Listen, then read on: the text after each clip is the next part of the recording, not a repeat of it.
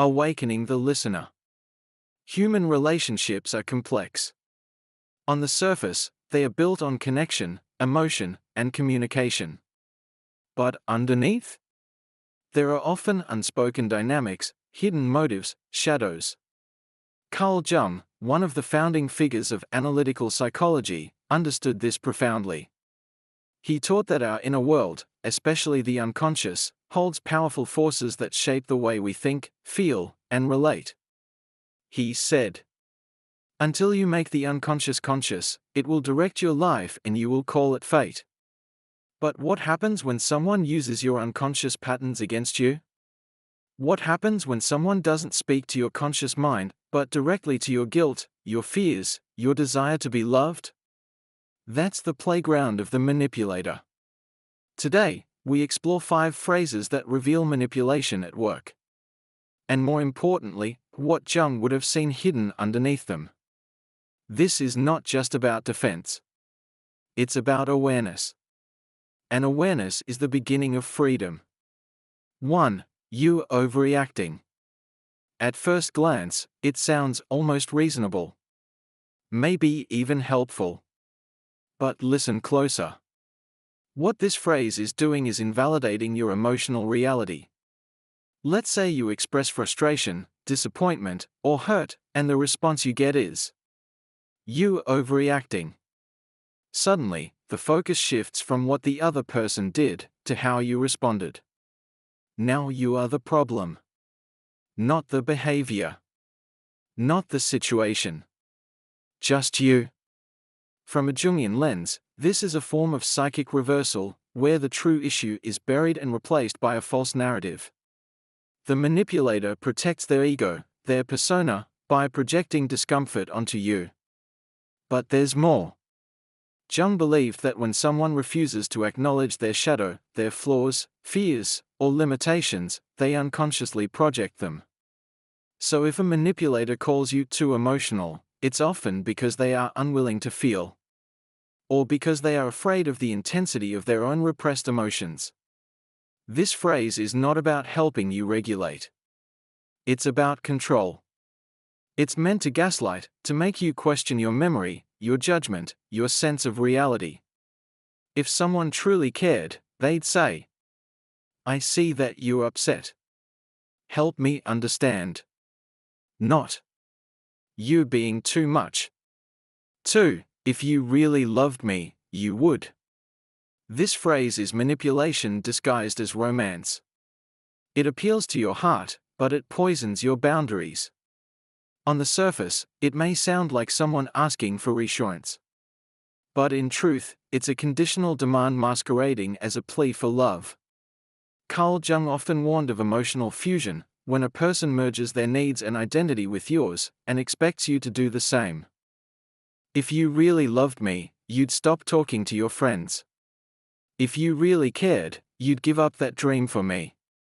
If you truly wanted us to work, you'd change who you are. The implication? That love means obedience. But here's what Jung would ask. Is this really love?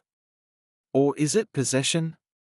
Jung taught that mature love is rooted in individuation, the process of becoming whole in yourself, rather than losing yourself in another. When someone says, "If you loved me, you would," they're not asking for love. They are demanding compliance. And love that demands the loss of self is not love. It's control. 3. Everyone thinks that about you. This phrase is deceptively powerful. The person isn't just disagreeing with you, they are recruiting an invisible army. Everyone says you're too intense. People talk about how difficult you are. It's not just me, that's what they all think. This tactic plays on one of our oldest psychological fears, social rejection. Jung understood that we are shaped not just by our personal experiences, but by the collective unconscious, the inherited patterns, myths, and instincts of the human species. One of the most deeply embedded patterns? The fear of being cast out of the tribe. When someone uses this phrase, they're tapping into your primal vulnerability.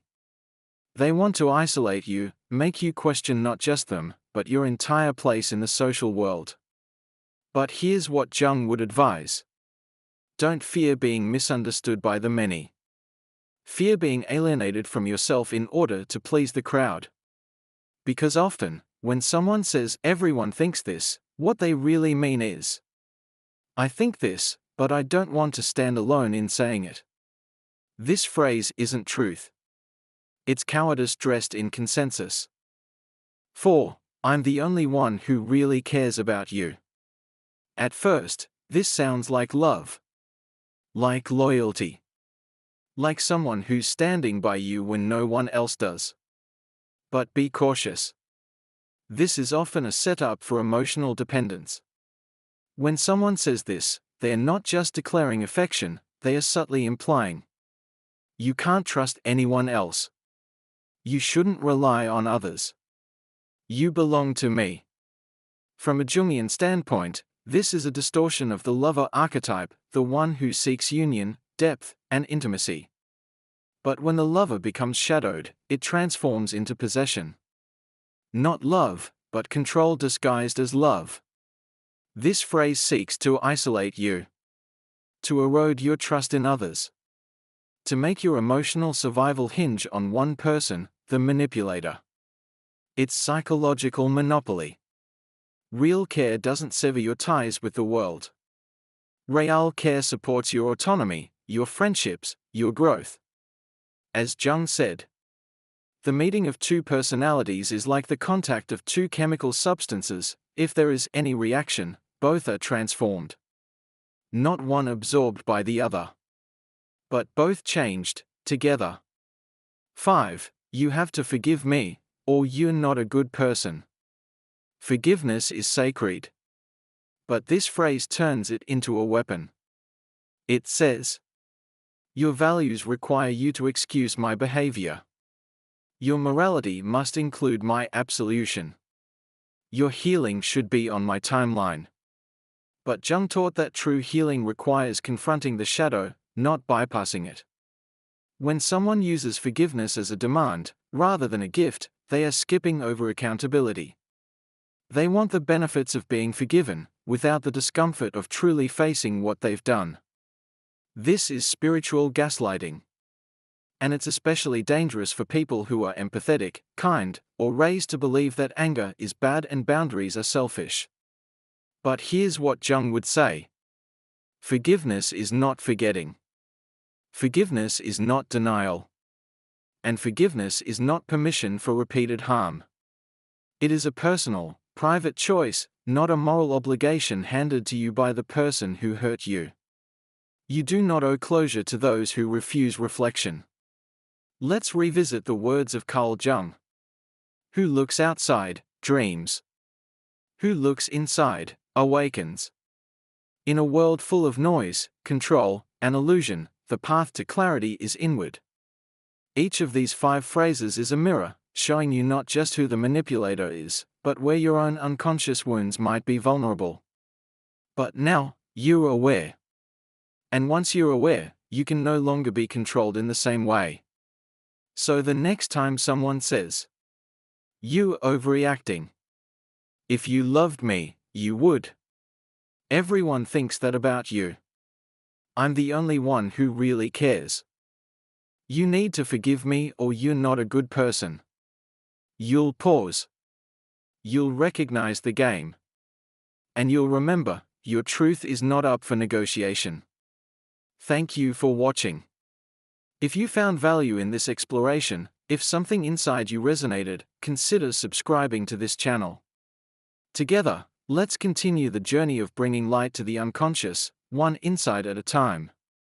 Until next time, stay awake, stay grounded, and above all, stay true to yourself.